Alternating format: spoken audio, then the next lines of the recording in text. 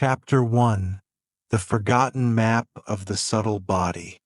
What if your physical body, the one you see in the mirror every day, is just a single layer of who you really are? What if beneath your skin, your bones, your breath, lies a vast architecture of energy, frequency, and memory? A structure so intricate, so luminous, that its absence from modern science is not mere oversight, but design. In the ancient world, this wasn't a mystery. The sages of Egypt, the yogis of India, the seers of Lemuria, they all knew that the human being was not one body, but seven. Seven interwoven layers of subtle substance, each vibrating at its own frequency, each serving a specific purpose in the soul's journey through form. And while the modern world has become obsessed with the material shell, those old initiates were mapping what we've now forgotten: the etheric architecture of the soul. They called them different names: koshas, sheaths, fields, bodies, but the truth was always the same. You are not your body. You are energy, layered, luminous, eternal. Let us begin where the illusion begins: the physical layer. This is the part of you that's tangible, measurable, and decay-bound. Eats, breathes, breaks, and heals. It holds your DNA, your face, your fingerprints. But this body is not the whole truth. It's the final echo of something much deeper, a projection of subtle vibrations made visible. Imagine shining a flashlight through 7 layers of colored glass. What you see on the wall is the outermost expression of something far more complex. The shape of the light may appear solid, but the light itself is not. It passes through layers of information, pattern, and frequency before it manifests as form. Your body is that projection, and the glass, that is your subtle anatomy. This subtle anatomy, these etheric layers, are not symbolic. They are real. They can be felt, seen by the gifted, photographed in aura imaging, and even mapped with biofield technologies. They respond to thought, to emotion, to intention. They shift when you grieve. They brighten when you love. They shrink under fear and expand in joy. And yet, most people go their entire lives without ever knowing they exist. Why? Because our society was built on forgetting. Education teaches us anatomy, not energy. Religion teaches us heaven, not vibration. Medicine treats symptoms, not frequencies. And science? It measures what can be weighed, not what can be felt. But the mystics remembered.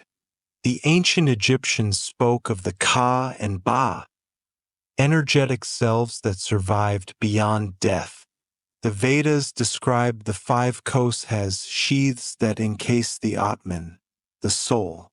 Chinese medicine works with the qi, flowing through meridians unseen by X-rays. The Kabbalists traced 10 sphirot, channels of divine energy coursing through the tree of life. Every wisdom tradition knew the body is only the outermost echo. To begin remembering this truth is to reawaken a sacred map. A map forgotten not because it was lost, but because it was buried. Intentionally, strategically, because a human being who knows they are energy cannot be controlled in the same way. They do not fear death. They do not seek power outside themselves. They do not live in reaction, they create. And this is where the path begins. Understanding the 7 etheric layers is not about belief. It's about recognition. You've felt these layers before, even if you didn't have the words. That chill down your spine in a sacred place. The warmth in your chest when you're near someone you love. The heavy fog of energy that follows trauma. These are the subtle bodies speaking, whispering. The first layer, the physical echo, is the densest. The next six, emotional, mental, astral, etheric template, celestial, and Ketheric, each bring you closer to your true self. Not the self made of flesh, but the self made of stars. And the reason this knowledge matters is simple. Healing, awakening, purpose. All of it begins in the field, not the flesh. What you shift in your energy shifts your life. The disease starts in the subtle. The breakthrough starts in the subtle. The awakening, always subtle first. So in this video, we begin to reassemble the forgotten map. Not through dogma, not through doctrine, but through remembrance, through resonance. You are more than you were told, and the body you wear is not your boundary. It's your doorway. Let's begin. Chapter 2. The first layer, the physical echo. At the edge of visibility, where the body meets the unseen, lies the first of the 7 etheric layers, the physical echo. This is not your body, but its energetic double. A shimmering template made of light, geometry, and electric pulse. It surrounds the physical form like a sheath, extending 1 to 2 inches from the skin. And though invisible to the ordinary eye, it is the very blueprint of your biological reality. Ancient teachings refer to this layer as the etheric body, a term often misunderstood. It is not ether in the poetic sense. It is ether as substance, structure, memory. Think of it as the original mold from which your physical body is cast. Like a hologram projected into flesh, it holds the energetic instruction for every cell, every organ, every function. You are not built from biology alone. You are first composed in light. When you cut your skin and it heals, that intelligence is not just biochemical. The etheric body carries the template for regeneration. It informs the physical where to reknit. It knows what belongs and what doesn't. In fact, many healers throughout history have described this layer as the luminous matrix, a field that holds the memory of your optimal state, even when the physical has lost its way. The etheric body pulses with vibration. Its lines flow along the meridians described in Chinese medicine, along the nadis of yogic science. It is the current beneath acupuncture, the rhythm within breathwork, the target of energy healing. When you feel the tingling in your hands during meditation, when your skin buzzes after an emotional release, that is your physical echo responding. And while it mirrors the shape of your physical form, it is far more fluid. It reflects your vitality. When you're well-rested and nourished, this field is bright, smooth, humming. When you're drained or ill, it becomes frayed, faded, full of static. The more life force you carry, the stronger this body becomes. It is your vitality made visible. What damages this layer? Poor diet, chronic stress, electromagnetic pollution. But more than anything, unconsciousness, disconnection from the body. The physical echo thrives on attention, awareness, presence. When you live only in your head, when you deny the signals of your body, this field dims. But there's another side to this echo. It not only carries your energy, it carries your story. Every trauma, every unresolved wound, every suppressed emotion leaves a mark here. Not metaphorically, but energetically, like scars of light, frozen impressions that subtly distort the flow of life force. Many traditions speak of cords or attachments that enter the etheric body through pain or imbalance. These cords are not just esoteric ideas, they are energetic realities, residues of past relationships, energetic ties to people or places, loops of thought that play on repeat.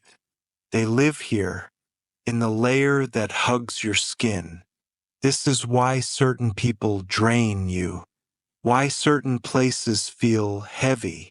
The etheric field, being the closest to form, is the first to absorb and the last to forget. It is your energetic skin, and like all skin, it needs care. Energetic hygiene becomes essential. Practices like grounding, salt baths, conscious movement, and breathwork aren't just wellness trends. They are tools to clean and restore this sacred field. And the more you attune to it, the more sensitive you become to its signals. But there's something deeper still. The physical echo isn't just personal. It is ancestral. Encoded in its weave are the patterns of your lineage, gifts and wounds passed down through generations. Epigenetic science is only beginning to catch up to what shamans have always known. The past lives in the body, and the etheric layer holds that archive. This is why true healing must begin here, not only in thoughts, not only in emotions, but in the very fabric of your energy. The etheric body must be recalibrated for the rest to align. And when it is, miracles unfold.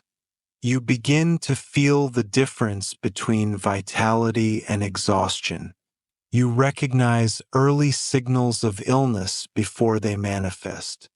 You restore a natural rhythm that modern life has nearly extinguished. This is not magic. It is memory.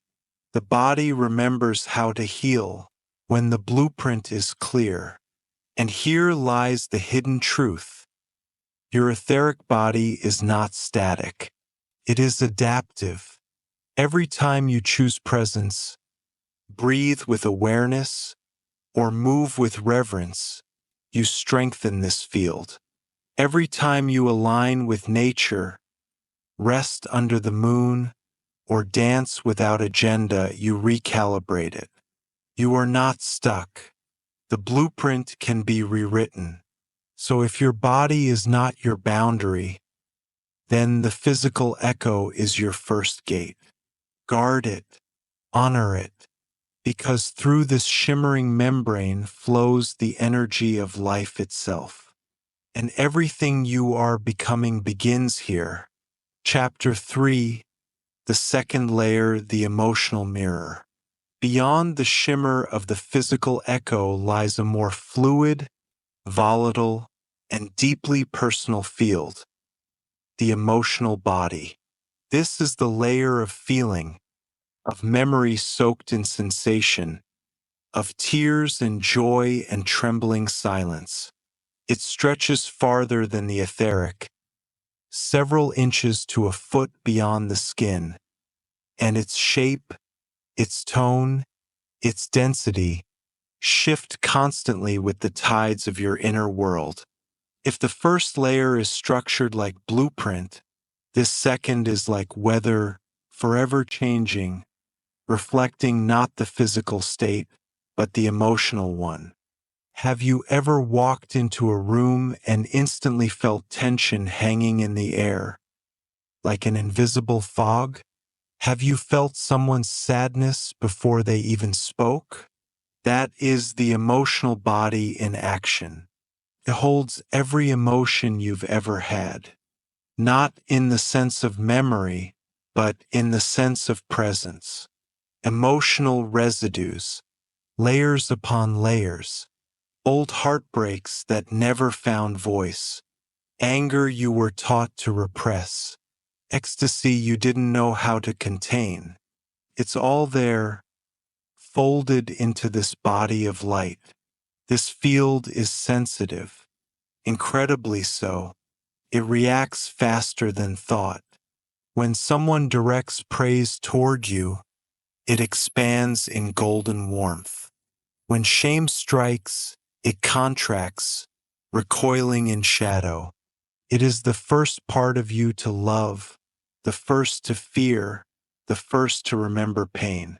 When unacknowledged, this layer thickens. Dense emotions begin to orbit the field, calcifying into pockets of unresolved experience. These pockets distort perception, magnetize similar experiences, and trap you in loops. You've seen this before. People who seem caught in repeating emotional patterns, always reliving the same wounds.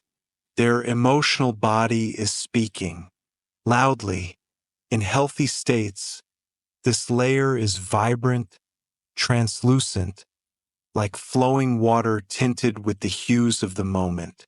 But when clouded by grief, resentment, or unexpressed desire, it becomes muddy, heavy, turbulent.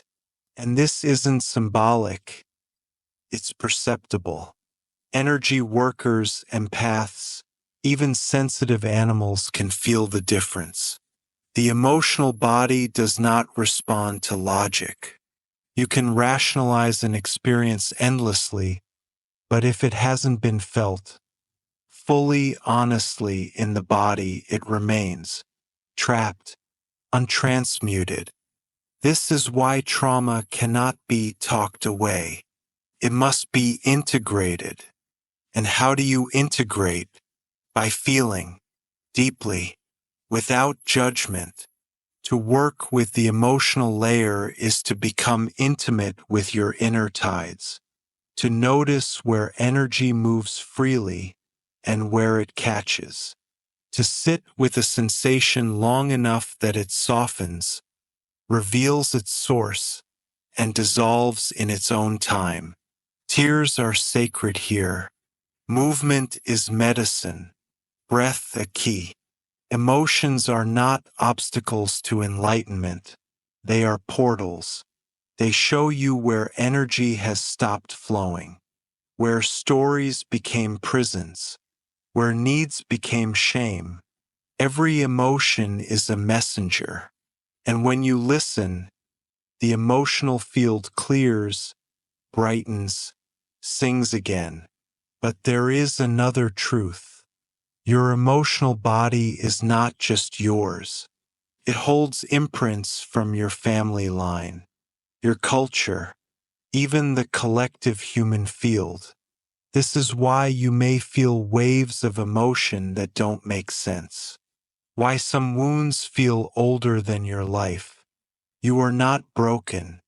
You are sensitive to the ocean of unprocessed human grief.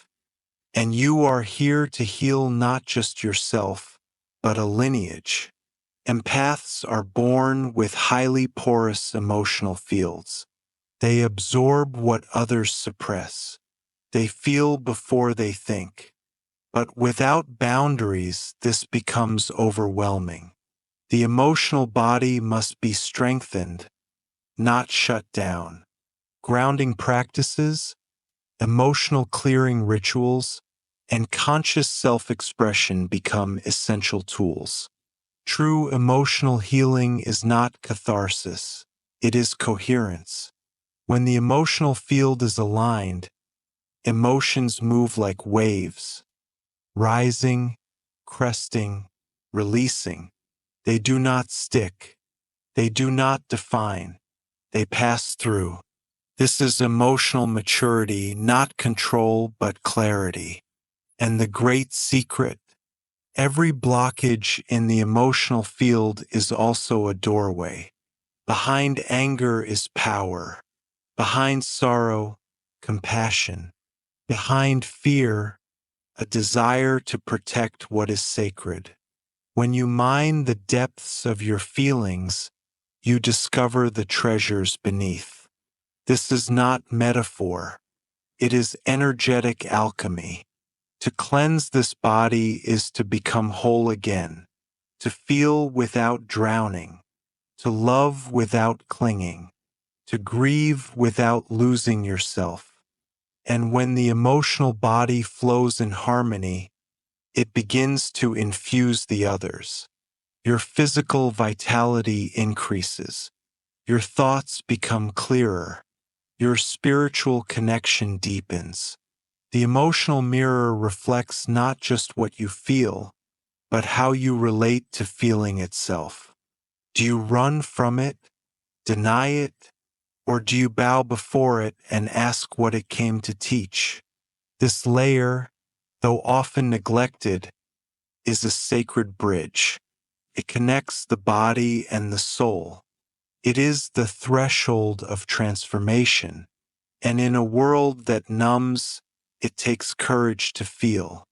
But that courage, when claimed, sets the entire field aglow, and you, once fragmented, become luminous once more. Chapter 4, the third layer, the mental labyrinth.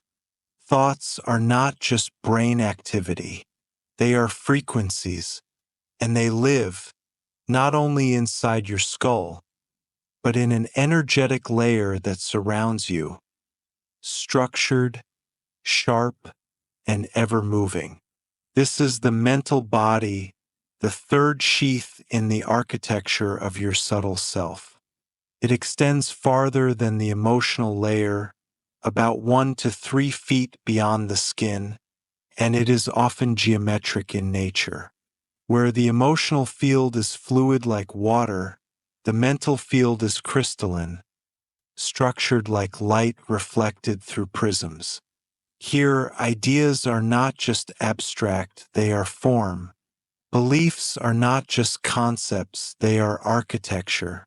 This layer holds your paradigms, your worldviews, your internal narratives. It is the energetic script you live by. Some of it was authored by you, but most of it was written long before you had the ability to choose. Childhood impressions, cultural programming, ancestral thought forms passed silently through generations. The mental body absorbs and stores all of it. Imagine this layer as a hall of mirrors. Each belief, each recurring thought, is a mirror reflecting reality back to you, not as it is, but as you expect it to be. And because energy follows attention, the universe responds to these reflections as instructions. This is how belief creates experience, not by magic, but by resonance. When your mental body is coherent, your thoughts are clear, aligned, and supportive of your growth. They flow like light, illuminating your path. But when this field is distorted by fear, by self-doubt, by inherited limitations, it becomes a maze, a labyrinth of false doors and looping corridors. You begin to think the same thoughts over and over, unable to escape the gravitational pull of your own mind. This is where mental patterns solidify into limitation. I'm not enough. People can't be trusted. Life is struggle. Each of these is not just a thought, it's an energetic structure held in the mental field. And the longer it remains, the more it shapes your experience. This is the architecture of suffering, invisible, but very real. Yet here lies the mystery. Thoughts are not truth. They are energy, and energy can be changed. To work with the mental body is to become the architect of your inner temple, to recognize which structures serve you and which imprison you. Meditation clears this field. Journaling exposes its patterns. Affirmations, when used with depth and sincerity, begin to rewrite the script. But the real transformation comes not just from inserting new thoughts, but from dismantling old ones with awareness. And it is here that the mind, often feared by mystics as the source of illusion, becomes sacred. Because once this field is clear, it becomes a vessel for wisdom. Intuition begins to speak through it. Higher guidance filters into it.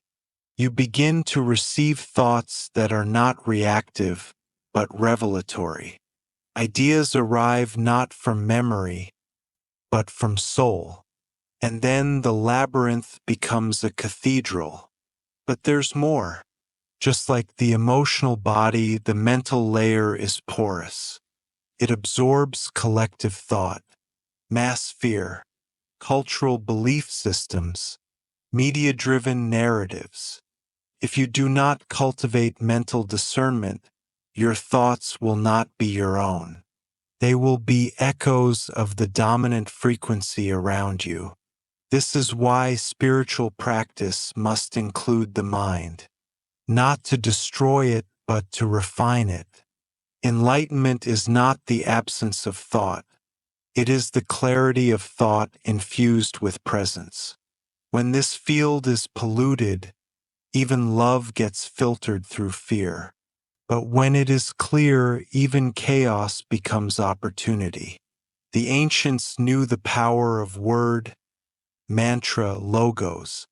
They understood that vibration begins with thought, and that thought spoken becomes spell, casting patterns into the field. This is why silence is sacred, why mindfulness is more than meditation. Every word you speak sculpts your mental body. Every belief you hold becomes its scaffolding. And what you believe, you begin to embody. So ask yourself, what thoughts do I host? What beliefs do I wear like armor? What truths have I never questioned? Because here's the deepest secret. The mental labyrinth is also a key. The same mind that traps you can liberate you when it is anchored in soul. You are not the voice in your head. You are the awareness that hears it.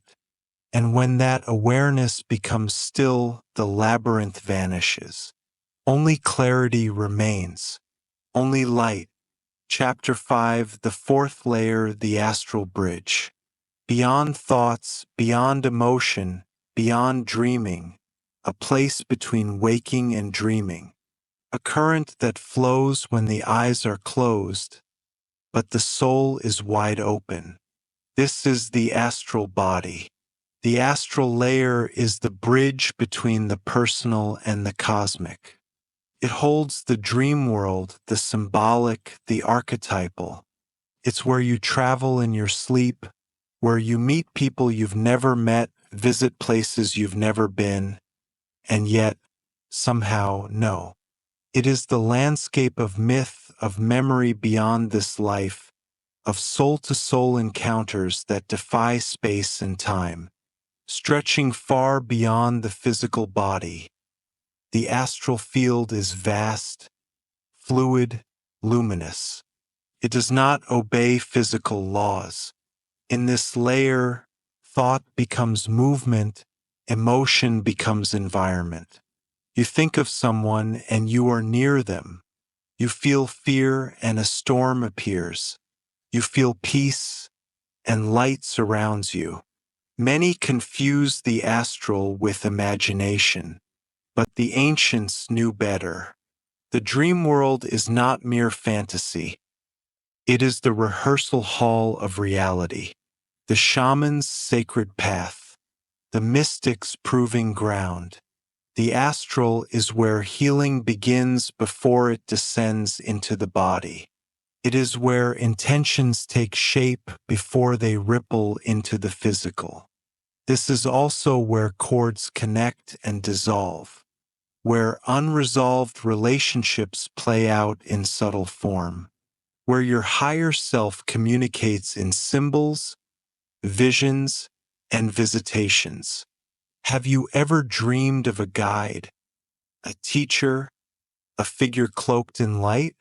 That was not fiction. That was the astral speaking. Every night, whether you remember or not, you travel here.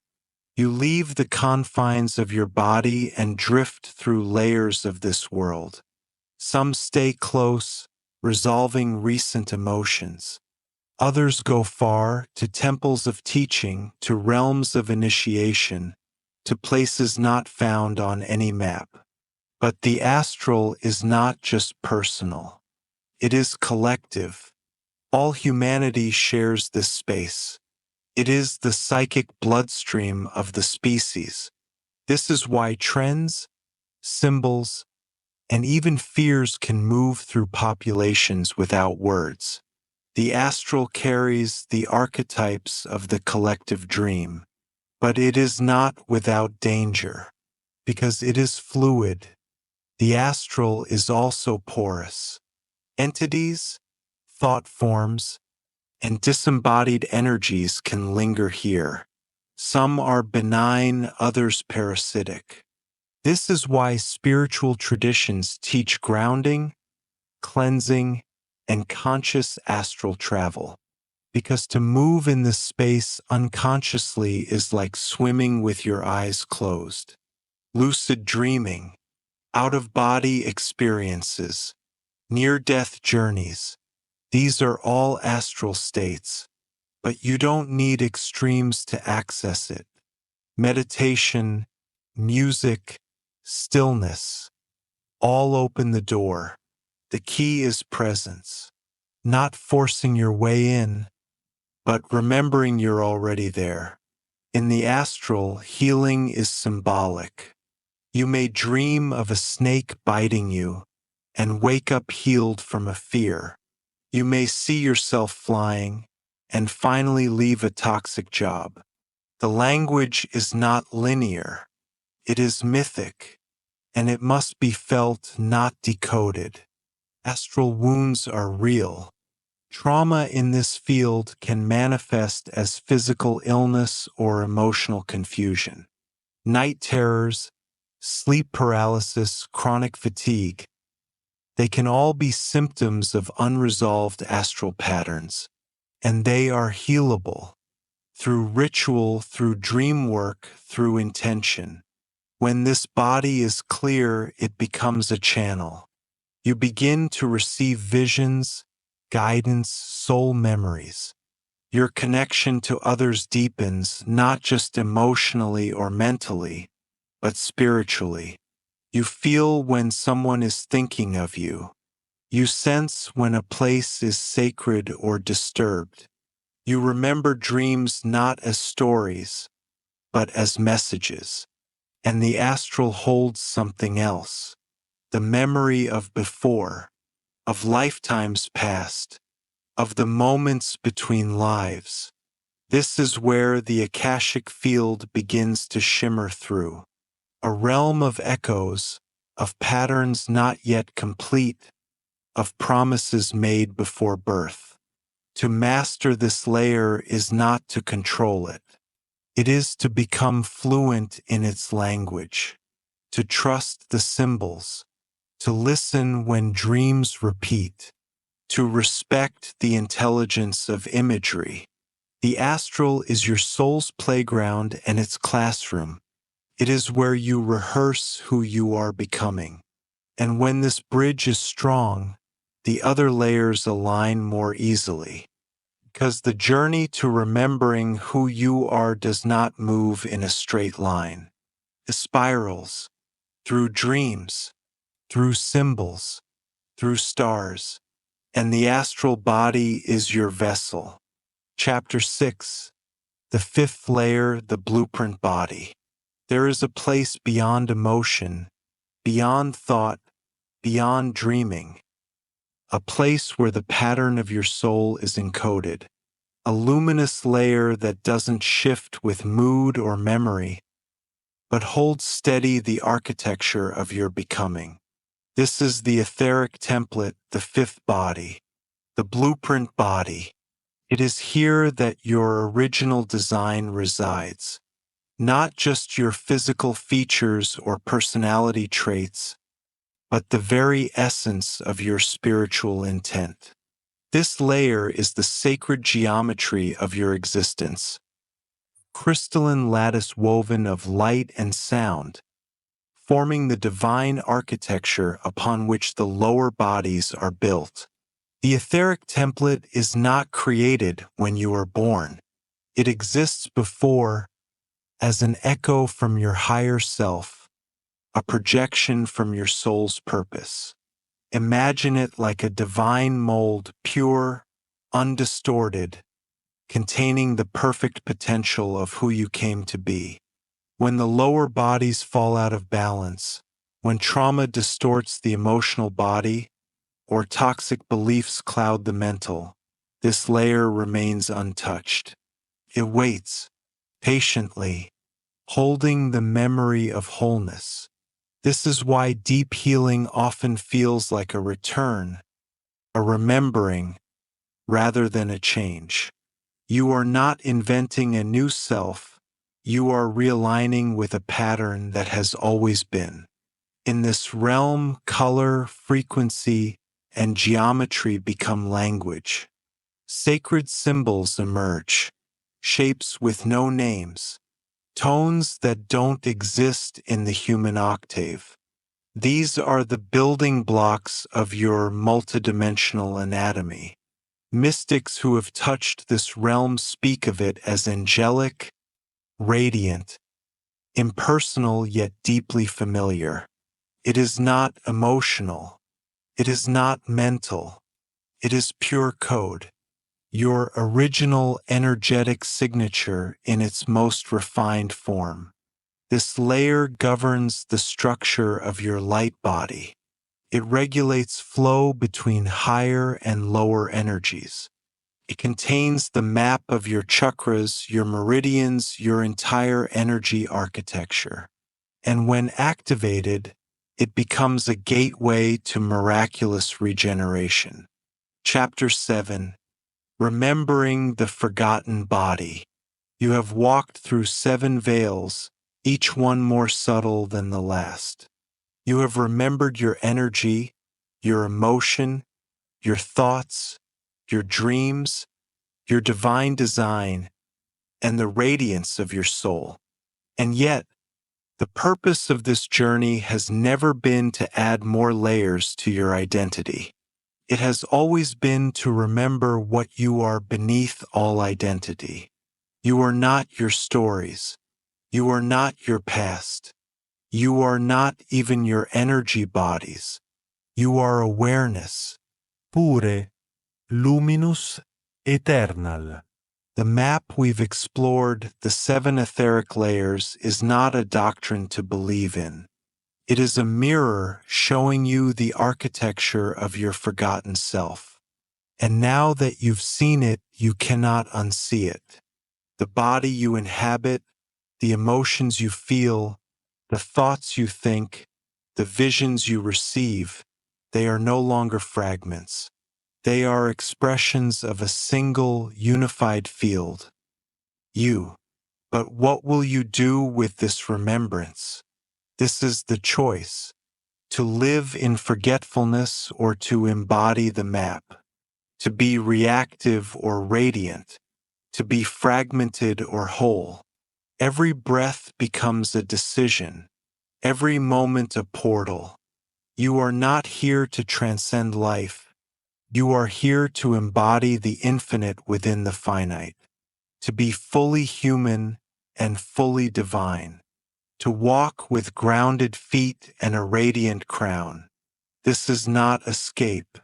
This is integration.